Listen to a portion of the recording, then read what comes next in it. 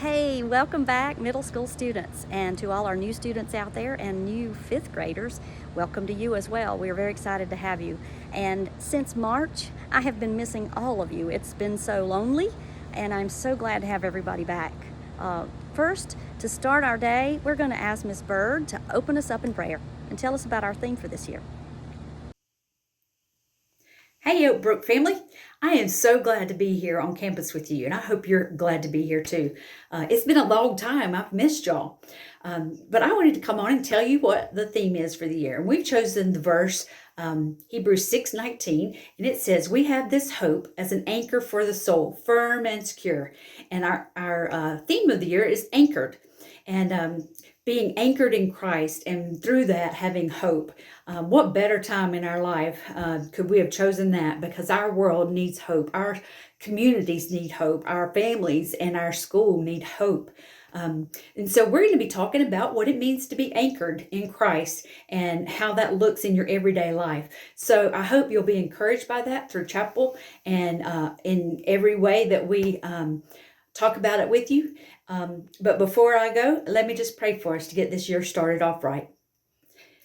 God, thank you for this day, and thank you for bringing us all back together safely. And I pray that you would put a hedge of protection around this school, around our families, around every person that's involved to get us here. God, I thank you for our administrators that did so much work to get us here. And I pray that you would help us to do what we need to do to stay here, and just help us be encouraged and to find that hope in you by anchoring ourselves to you. For it's in your name I pray. Amen. Bye. There's a lot that we need to tell you today. A lot of things are different. Even those of you who've been at Oakbrook forever, you're going to find that there are a lot of changes. The reason there are a lot of changes is so that we can be here. In order for us to be here 5 days a week, face to face, there are many changes that have been put into place to keep us all safe. And it's going to take every one of us, all of us, staff, students, parents, everyone following these guidelines in order to keep us here 5 days a week.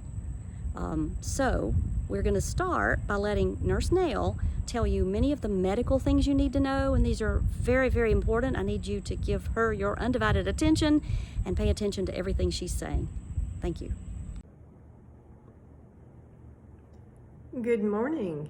This is Nurse Nail, and behind me, Bucky, here to tell you about the newest class offering at Oakbrook, Masking 101.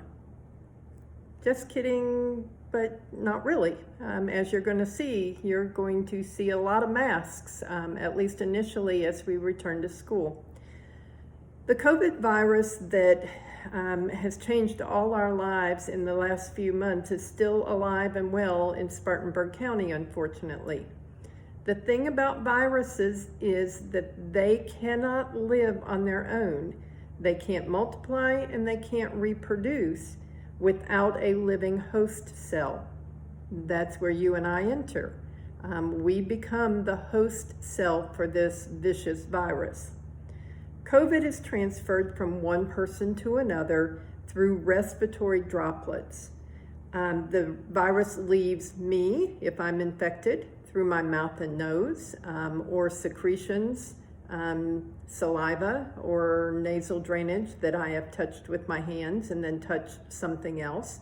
And it enters into the next person through your mouth, nose, or eyes.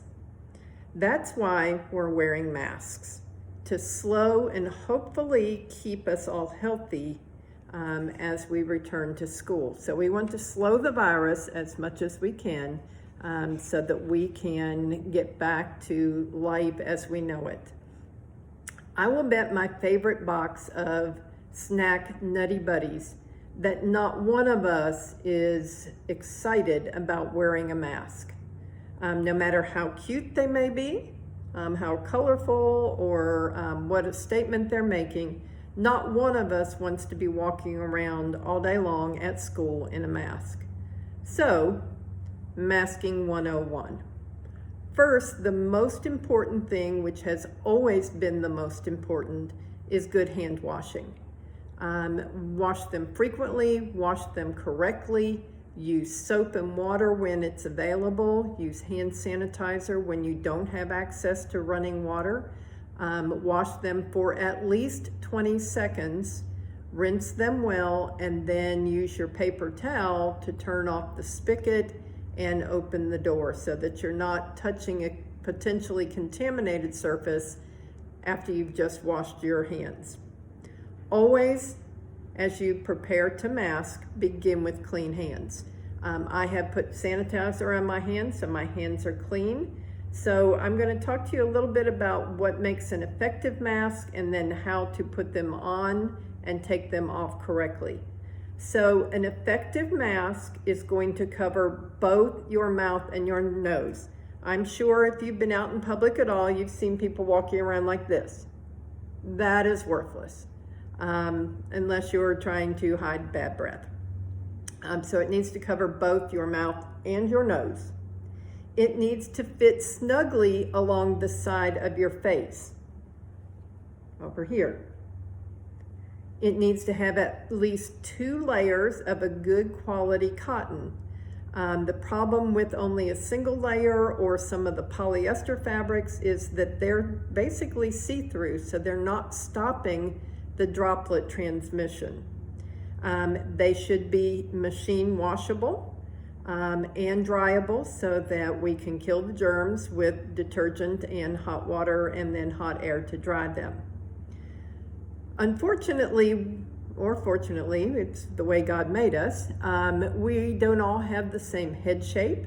We don't all have the same exact ear placement. Some people's ears sit higher, some sit more forward, some sit further back. We don't all have the same face shape. We don't all have the same size nose, and some people have more of a chin than other people. So the thought that a single type of mask is going to fit everybody is basically nonsense.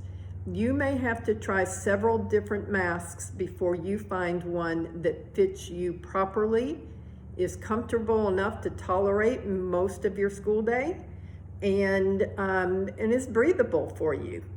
So find one that fits right for you, and that may be a little bit of a trial and error process. You need to avoid touching the cloth part of the mask. So whenever you handle it to put it on or take it off, you're going to handle it only by the ear loops. Okay. I have attached mine to a lanyard that hangs around my neck so that I don't have to touch the face mask. So using the ear loops, you're going to place it over both your mouth and nose.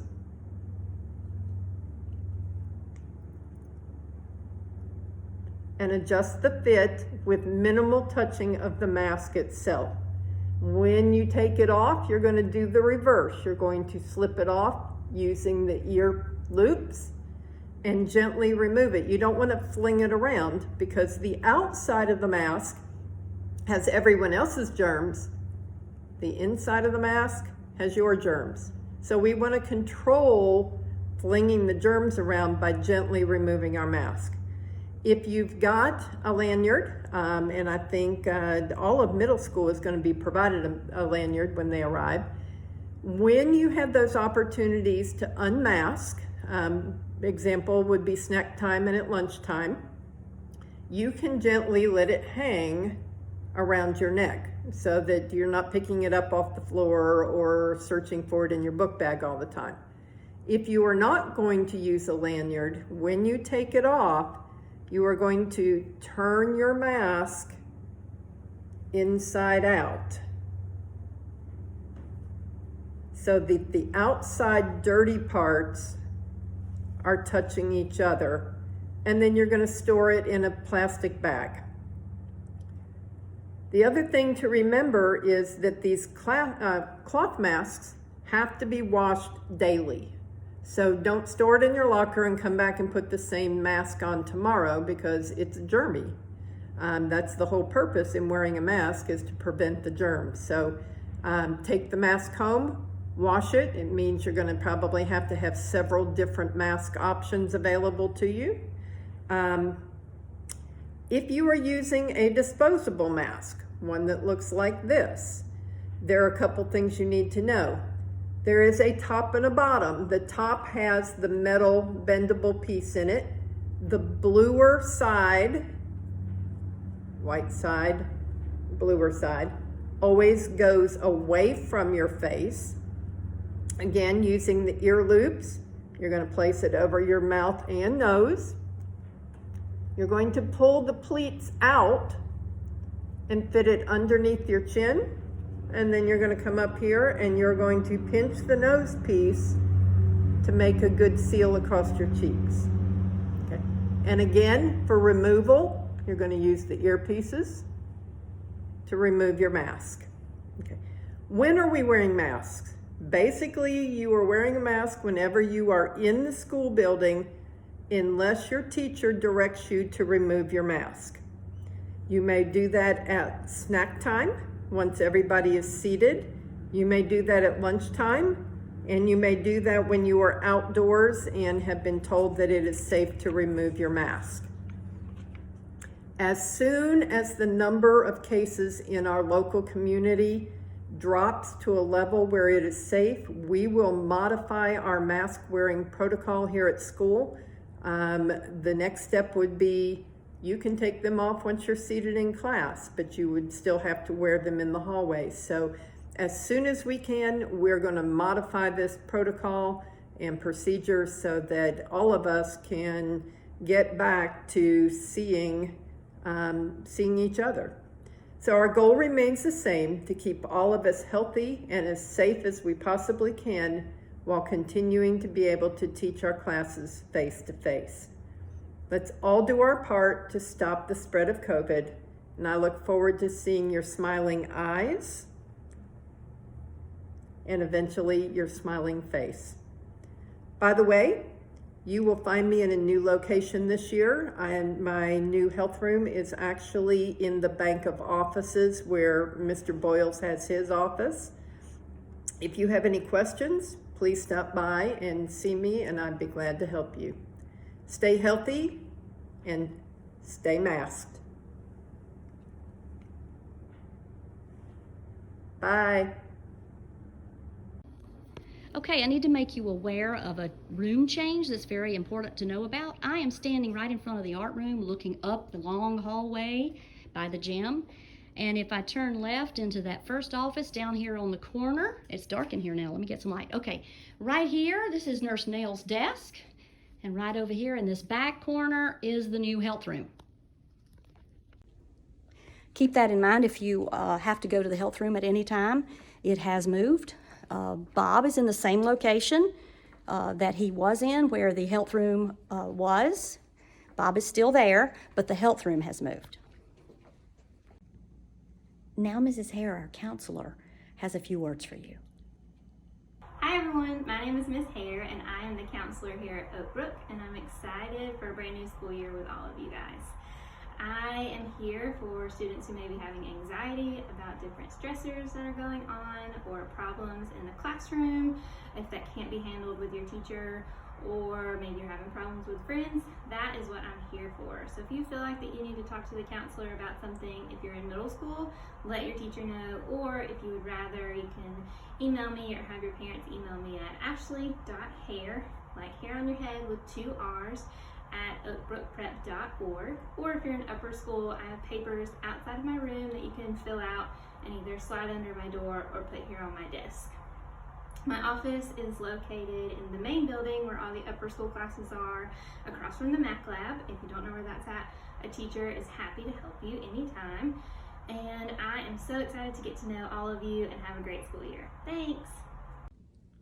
Some of you have asked when we're going to select houses for our new people. Our house system is going to look a little different this year. Miss Bird's going to tell you about it. Hey, I wanted to come tell you about what we're doing for competitions this year. Usually, we do our house systems. And if you're new to Oak Brook, let me tell you what that was. We would divide the whole middle school up into 4 different groups and put them in different houses. And it's kind of like Harry Potter. And we would have competitions, and we would have all kinds of ways to get points, and then you would be rewarded each 9 weeks for whichever house had the most points. And then at the end of the year, usually they would be rewarded for who had the most points all year long.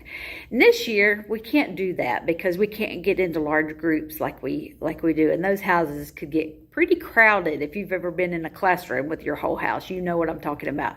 So but we're still going to do competitions, and this is how it's going to work. We're going to have something we call the homeroom derby, and it's kind of like the home run derby. If you know anything about Major League Baseball, they get together and they see how many people can hit the home runs out of the park, and then that's their score. So we're having the homeroom derby. So that means you're going to be working with your homeroom, and some of the things that we're going to be focusing on is school spirit and good behavior, great habits, those kind of things. You're still going to get points from your teachers for those things. You're still going to get points probably from your administration, and you'll get points. So we want to reward you for the great kids that you are. So let's say you have 25 points. Well, that'd be one run. So we're going to keep track of how many runs you have. So keep on your toes, being looking for the ways to get those points. Now, a lot of the things that we did last year, we can't do, like Student of the Week, but I think we can. So what we're going to do is have all-stars. And what an all-star is that student that goes above and beyond what is expected of them. And they'll be nominated by teachers or administration or anybody really. So, but we just hadn't decided how often we're going to do that, but be looking on the board for that, those all-stars. And then the other thing is the competitions. Okay, we'll have big competitions like between the grades, and those you'll get Grand Slam home runs for those, so you'll get 4 times the points for those. And so I kind of was like, well, I still want them to be able to compete between bigger groups. So we'll have things like double headers, where that would mean like the 8th grade and the 5th grade will be on a team, and the 7th grade and 6th grade will be on a team, and you get double the points for those. Okay, so we're still doing points, and we're still encouraging you to go above and beyond the expected. So be looking for on the bulletin board right outside Ms. Rollins' office, or it's really the one that's coming into the breezeway. We'll keep track of who's ahead and who has the most points, and hopefully we'll have a great game of friendly competition going on here and increase our school spirit. I am so glad to be back at Oak Brook. I hope you are, and I hope that this is going to be the best year we've ever had. See you later. Hey guys, you theater guys know that we call this spike tape, and we put marks on the floor to show where we want to put our set and props. Right now, we have a different use for this tape. Let me show you.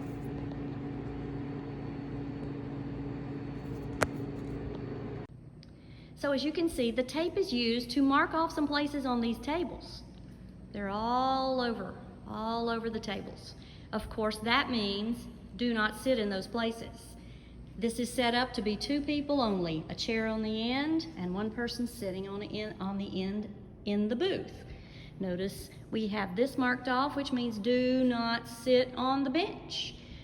This serpentine table, there's an opening here on the end where there's a chair, 1 right here and 1 on the end. And all of this X in between that looks like a tic-tac-toe board is a place where you are not supposed to sit. Notice the sign? Do not move tables and chairs. We have set them up for a reason this way, and that's the way they need to stay. This is a table for 3, 1 on each end here and 1 right there. This is actually a table that can be used for 4 because of this divider. All others of the round tables, as you can see, are 2-person tables only, 1 on each end. No more chairs at the table. There's another table of 3 here. The serpentine is a table of 3. The table along the window is a table for 3. We are not using these booth seats right here. And notice you can use the patio, but as you'll notice, there are also seats marked off. Although they are large enough, those benches are large enough to hold more than one person, only one person is allowed. So this large table is only a 2-person table. Each of these tables on the patio are for 2 people only, at least until we can change that. On the days that you eat in the lunchroom, for 8th grade, that's Monday and Friday. For 7th grade, that's Tuesday. For 6th grade, it's Wednesday. For 5th grade, it's Thursday. On the days that you eat in the lunchroom, you can heat up as you always have. Look, there's a sign that says, do not move tables or chairs. You may use the vending machine for your lunch or to add on to your lunch if you are eating in the lunchroom that day, but that's the only day you could use the vending machine. So, on the days when you are not in the lunchroom, you will be eating in classrooms. And there will be a schedule, which class you're supposed to go to, and at first it might be a little confusing, but your teachers will help you. So what happens on that day, the day you're in the classroom, is there'll be a cart like this inside your classroom, and if you have ordered lunch that day, your lunches will be on these carts. Your teachers will deliver those lunches to you, and you will eat in the classroom. 5th and 6th graders, you will probably visit lockers a few at a time during the time that you are having lunch. Remember, we're not going to go to lockers. We're not going to go to lockers after every class like you are accustomed to, at least not now. We hope that may change, but not yet. So, while you were away since March, we've had a couple of little changes outside. And let me show you that. You'll be a little excited about this, I think. So it took a little while to get it, but as you can see, while you were gone, the basketball goal was installed, and now we've got a little 4 square over there in the corner, right beside the Gaga ball. So when you come outside, there will be plenty of things for you to do, and here's what we want you to do when you are outside. 5th and 6th grade lunch is first. You will have recess second. 7th and 8th grade have recess first and lunch second. So let's just use 5th and 6th grade for example. When you come outside, you will have lots of options, and we want you to choose something to do. And the groups you are in need to remain small. If you are on this little pad where the basketball goal and the 4 square and the Gaga ball are, there's not room for everyone there. You need to keep your groups to about 8. That's where we're going to start. We may change that, but starting today, let's just say groups of 8, which means you all know how to count. That means that if there's already 8 people there, go find something else today. Tomorrow, share. If you did it yesterday, choose something else today to make sure that if anybody wants to do this, they have an opportunity. We have the swings and of course the things I just showed you, and the usual football, soccer, etc. that you always have, and I'll tell you a little more about that when I go back inside. Here's what I want you to know when you come outside, something that's going to be a little different. You're going to have a mask on when you come outside. When you come outside, you will have a mask on, but then you're going to take it off to play, okay? And that's one reason you have to keep the group small. But if you'll notice, my mask is right here, hanging around my neck, and it's hanging by this lanyard, okay? That way, when I'm eating lunch, I can take it off and I don't lose it. And we want you to have this on all day long so that you don't lose those masks. And recess is a little different. We don't want you also somebody to get their arm caught in here and pull this across your neck and cause any kind of injuries. So when you come outside, if you're playing basketball, soccer, football, anything where you're running and you might have contact with someone else, but you really need to watch that because we're trying to stay away from each other. What I need for you to do every day is to come outside and take that whole lanyard off, the mask, the lanyard, and hang it over on the fence. Remember where you put it, because of course when you go back in, you're going to have to get it and put it back on. Okay? Now, here's another catch. The lanyards aren't here yet. We don't have them. So until we do, be very responsible. Take the mask off. Go hang the mask on the fence.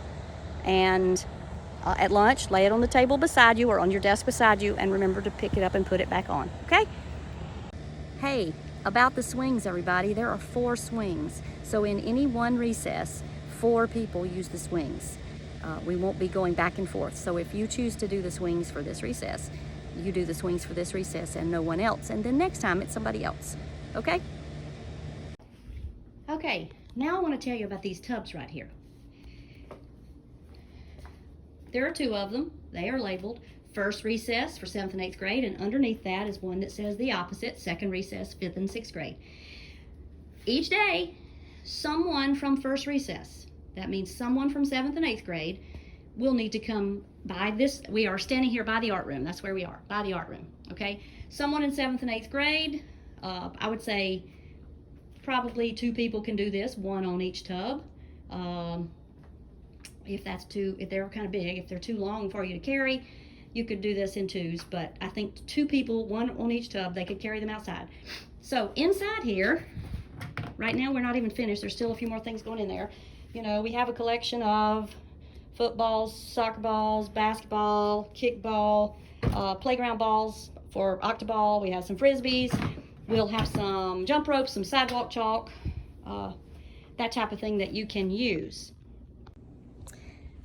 At the end of second recess, that would be 5th and 6th grade, someone from second recess, maybe 4 people, need to bring the tubs back in and put them right back in the space where they were, right here by the art room. And all the things that were in them need to be returned because we want you to keep playing with these all year. There's a repair kit for the balls. There's a pump in there if you need it. If something breaks and tear, we can replace those, but we would like for you to be very responsible. If you take it out, you put it back. And remember what I said about choosing. So like today, if you choose to play football and you have a group of 10, those are the 10 people today who play. You don't play for 2 minutes and then run over to another group and run to another group. You need to find something. And for those 20 minutes today, that's your activity. Tomorrow you can choose something else. So guys, as you're coming back in from recess, if you come in this way, notice there's a hand sanitizing station here right as you go in the gym door. There's also another one right here in the crossway, and there's another one down by the art room, and one over by the gym door entrance. When you come in from recess, you need to come in the door that is closest to the place you need to go next. If you're going to your locker, you want to go in the door closest to where your locker is. If you've already been to your locker, you need to go in the door that takes you closest to the class where you're going. Remember, you will need to carry your book bags with you when you go outside. So you'll have them with you unless you were one specific group that was told to leave yours in a room before you went outside to recess or to lunch. Your teachers will be explaining all this to you, and I know it's going to be confusing at first, but they will keep reminding you, so don't panic. I want to draw your attention to these signs that are on the bathroom doors. Maximum capacity 5. Same thing over here, maximum capacity 5. We have to limit the number of people in the restrooms. So if you need to come to the restroom, you open the door and you can see there are already 5 people in there and the maximum capacity is 5. You need to come back out. You either need to wait right by the restroom outside or go back to class and come back later. Do not go in if you would exceed the maximum. Another thing I want you to see is the water fountains. I want you to notice that the water fountains have been covered. Really, it's only the spouts that have been covered because at this time we cannot drink from these, but you are still able to use the refilling station. So please, stay hydrated during the day, bring your water bottle and fill up as much as you would like, but we cannot drink from the fountain. So regarding these signs that are on the doors, I need you to pay attention to the number because they're not all the same. This is the locker room in the gym building. The locker room, it says maximum capacity 6. Now if I go inside the locker room, see there's plenty of space in here to get in corners, little areas where you can even put a person here, a person in the corner, spread out. But notice the sign here, maximum restroom capacity 3. So if you go into the restroom, this space has 3 stalls. This is only for 3. And then the sign on the other side says, if you're going back into the locker room, capacity 6. So pay attention to the signs. Okay, now I want to tell you a little bit about lockers. This is kind of a weird change for you, so listen up and let me try to explain it. It's not that complicated, but it is different. Okay, so this is the hallway that leads down to Miss Bird's room, down to the lunchroom. These lockers that you see are the lockers for Ms. James, for Coach Root, Miss Hall, and Mrs. Bird. They are alphabetical, starting here with Callie Bishop, and they go all the way down to the end of all of the students who have lockers who belong in those 4 classes I just named. Notice they have colors, a dot. We have Isaiah Luker here, we have Caleb Hatcher, we have Abby Cawthon, Emery Howard, Kinley Ingram. Notice Kinley has a red dot and Abby has a red dot. That's because that's 8th grade. Emery, green dot means 7th grade. Caleb Hatcher, yellow dot, 6th grade. Blue dot, 5th grade. So when you come to your locker, you're not beside necessarily students who are in the same grade. And that's done intentionally because remember, we're supposed to be trying to stay distanced from each other. So when 5th grade goes to their lockers, we want 5th grade to be spread out a little bit. And the same is true of each of the other grades. So that's why it's like that. So at first, when you go out to your locker, it might even take you a little while to find it because you're going to have to think alphabetically and look for your color. I'm going to say it again. Blue is 5th, yellow is 6th, red is 8th, and green is 7th, okay? And up on the other hall, the front hall, Miss Amaro's homeroom. And then if we walk down just a little bit, down there we would have Miss Rivers' homeroom. On the other side of the crossway, Mr. Bridges' homeroom and Mr. Gicking's homeroom. These homerooms have lockers on the front hall, and they are arranged in exactly the same way. Alphabetical, left to right, by color, by grade. Regarding your locker visits, if you've been at Oak Brook for a while, you usually have had the opportunity to stop at your locker between every class. And that's not going to happen, at least for a while. So the way it's going to work is in the morning, when you come to class, when you come to school, you will make a quick stop at your locker. If there are too many people there at the same time, we may have to make some adjustments and let you go a few at a time from homeroom. But right now we're going to say, after today, a few at your locker at a time in the morning, or as you come in the morning, get what you need for 1st through 4th period, including lunch, if you brought your lunch. And you'll take it with you to homeroom class. Then, the next time you go to your locker, and your teachers will explain that to you, plus there are schedules posted in several places throughout the building and in the lunchroom. When you go to your locker, this time you will get everything you need for 5th through 8th period, with the exception of a dance bag or a fitness bag, if you have dance or fitness for elective. Get your 5th through 8th grade materials, put them in your book bag, and take those with you to your 5th period class. If you do have dance or fitness and have a bag, you can put it in an easy-to-reach location in your cubby, or you can sit it right up on top of your locker. Yes, you can. And on your way to fitness or dance, you can just swing by and grab it. Okay? Some of you may have heard that there's not a morning break. And that is true. There is not a scheduled morning break like there always has been. But don't panic. If you need a snack in the morning, your 3rd period teacher will be telling you how they will adjust for that. Now I want to talk to you a little bit about arrival and departure, drop-off, pickup, early bird, night shift for just a minute, because there are some changes there as well. You should already know these because they have been emailed several times, but it's very important, so I want to make sure that everybody is clear. So, arrival and departure, as far as where your parents drop you off and pick you up, there is a change there. It had been that if there were only 6th grade and up children in your family, nobody younger than that, you were going to be dropped off and picked up at the main building. Well, that has changed, and so all of you everyone, 5th, 6th, 7th, and 8th grade, and also the 4th grade, regardless of what siblings you may have, all of you will be dropped off and picked up at the gym building. That may mean that your parents might have to drop off at more than one place. They might need to drop off a younger sibling at the primary building and then drive through, and they might even drop off a high school student at the main building and then drive down and drop you off at the gym building. But all of you are dropped off at the gym building and picked up at the gym building. If you are here after school, beyond 3:15, you will go to night shift. Everyone, middle, upper, all students, if you're here after 3:15, there will be a night shift place for you to go. Middle school, there will be a room for you. There will be a room for upper school. And we'll just have to play it by ear. It may be one room, it may be two. It depends on how many people are here in the afternoon. And there will be an announcement today letting you know what room to go to at the end of the day if you have night shift. So you'll want to be listening to those announcements at the end of the day to let you know.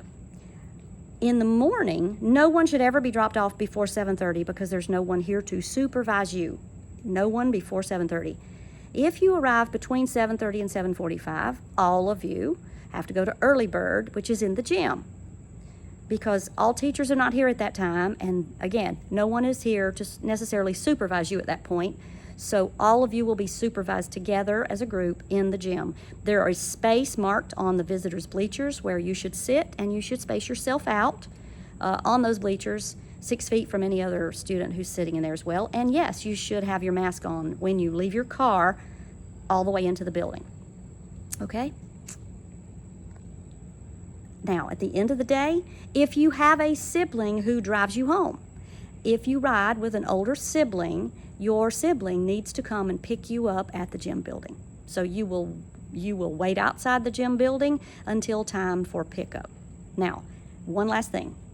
At the end of the day, you will stay in 8th period until an announcement is made calling for you to leave. Now, I don't mean by name. What I mean is you may hear an announcement that sounds something like this. All student drivers and 5th and 7th graders are dismissed.